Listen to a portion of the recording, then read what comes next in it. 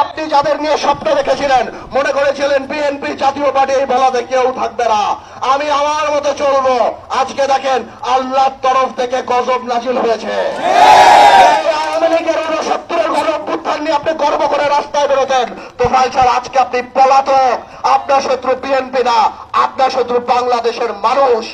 এই আওয়ামী লীগ যাকে এখন মানুষ নব্বর রাজাকার ডাকে, যাদের হাতের রক্তের লাল দাগ, মাসুম শিশু থেকে আরম্ভ করে রিক্সাওয়ালা, ফেরিওয়ালা, দোকানদার, সাধারণ গৃহিণী, এমন কেউ আওয়ামী লীগের বুলেট থেকে রক্ষা পায় নাই।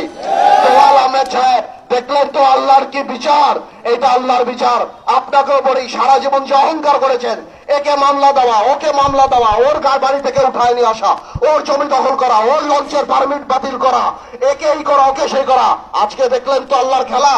আপনার এই বয়সে আপনাকে বাংলাদেশের মানুষ